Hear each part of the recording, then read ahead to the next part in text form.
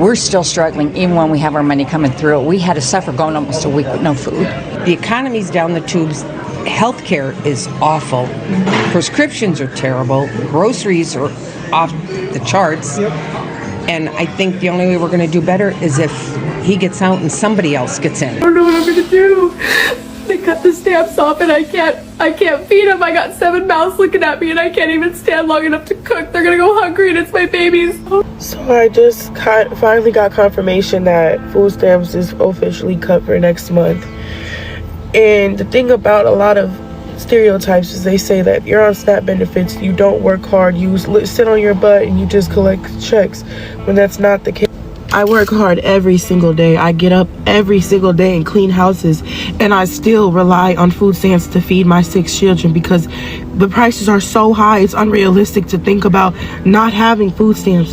Next month, I'm so terrified because 6 babies are always eating. Plus myself, I eat about 1 meal a day, but still.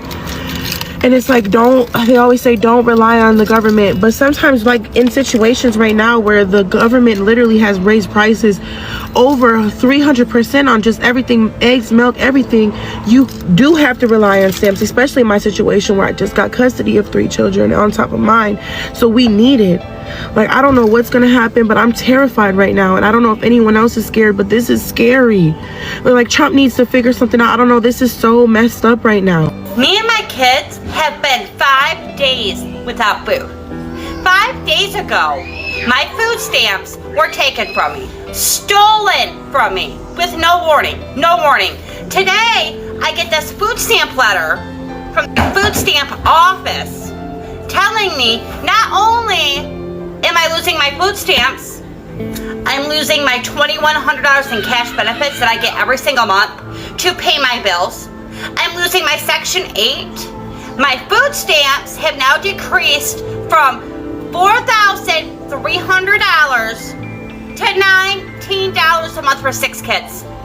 How the hell am I supposed to feed 6 kids on $19 a freaking month? On top of having to come up with rent, because now I don't have Section 8. Cash benefits.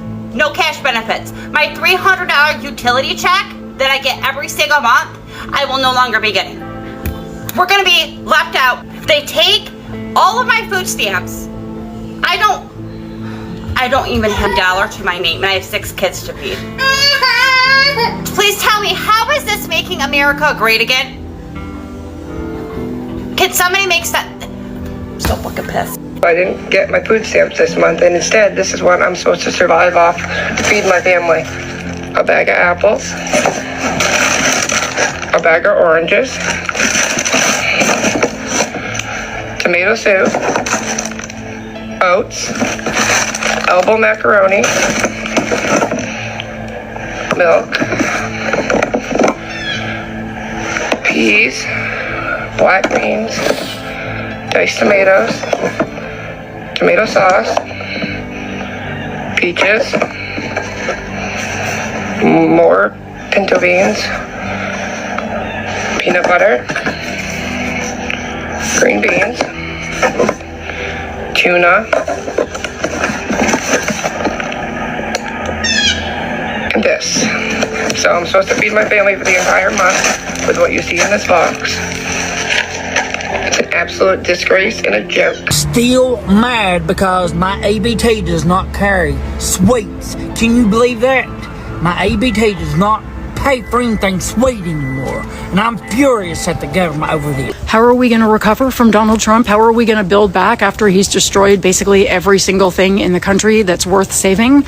How are we going to rebuild? It's actually very easy. We're going to do the thing we should have done a long time ago. We're going to tax the ever-loving fuck out of the rich and out of corporations. They got us into this. They helped that man get elected, and they have stood by him for every single second of his second term and first. They're going to pay for rebuilding. They are going to pay through the nose. They're going to pay so much that they're going to feel it in their assholes and the bottom of their feet. They're going to pay, and we are going to build something new, not just what we had. We are not going back. We're going to build a care economy, an economy where the rising tide lifts all boats, and we are going to pay for it with their money. And anyone who tells you that it's not possible, especially if they're a politician, do not vote for them. Vote for people who have that vision and are willing to carry it out. That should be the bottom line. They're already trying to do it in New York. We're already trying to do it in California. Help those efforts, because what happens on a state level goes to the federal level. We're going to tax the ever-loving shit out of the billionaires. That's how. What happens when campaign promises collide with everyday reality?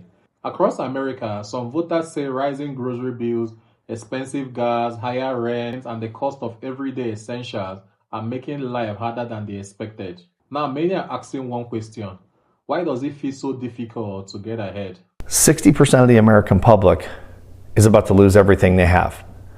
People living paycheck to paycheck are about to go broke. The GDP numbers came in yesterday, and of course the economy receded, which I predicted 2 months ago, and people laughed. Mark my words, the second quarter is going to be far worse. Tariffs on Chinese products at 145% are about to kick in, which means everything you buy from China on Amazon or elsewhere is about to go through the roof. Grocery store shelves are starting to empty at Walmarts across the country, and of course grocery prices continue to soar. People who've been financing groceries on credit are starting to default on those payments. We are about to see an economic catastrophe. If you're in this 60% that has little or no money, please stop spending money. Protect your family. Trump does not care about you. Even if you voted for him, he's a billionaire. He won't suffer, but you and your family will. Please protect yourself. I'm 65 years old. I'm legally blind. I'm on disability. I went to my doc and I lost 28 pounds in the last year. I did not need to lose 28 pounds. I did not try to lose 28 pounds. I lost the 28 pounds because I cannot afford to eat anymore. Under Biden, I'm so sorry. Under Biden, I was able to put $100 a month away for food, along with my SNAP, and I did okay. I could get fresh fruits, fresh vegetables, and meat. It is just me. But now, with grocery prices so high, propane, electricity out of this world, I now only allow myself $65 a month for food. Sharon, are you on SNAP benefits? Let me tell you, under Joe Biden, I received $80 a month for SNAP. That was taken away from me under Donald Trump. He took it away. He gave me $24 a month. I did receive that for a couple of months. Then he took it down to $12.50 a month. I said, screw you. So according to the Nonpartisan Congressional Budget Office, they just released their assessment on Monday. 10% of the poorest Americans will be losing roughly $1,200 a year. These are families that bring in $50,000 or less a year before taxes. So $1,200 a year is a fucking huge amount. Conversely, the richest will see an income increase by $13,600 a year. We're talking about millionaires and billionaires who are on average going to get an extra $1,000 a month. All right. Now, I want to break down a specific data set. Of those that earn less than $50,000 a year who are going to be hurt by this bill, 50% of them voted for Donald Trump. Half of them voted for Donald Trump. Half of them. 52% of billionaires not only voted for Donald Trump, these 52% donated over $2 billion to purchase this election for Donald Trump. Now, the middle class, most of us in the middle, we stand to gain an average of $800 a year. And I don't know about you, but I much rather would be taxed that $800, keep the $800 to feed hungry children, to feed people who are struggling, to make sure that the least of these have health care. And I would hope that Christians would vote that way as well, but that's not at all what happened here. After watching these reactions, one thing is clear. When people talk about the economy, they are usually talking about something very personal. Can they afford groceries? Can they pay their rent or mortgage? Can they fill up their gas tank without worrying about the next week bills? Economic conditions are influenced by many factors, including inflation, interest rates, global energy prices, labor markets, supply chains, and government policies. That also means no single president controls every part of the economy.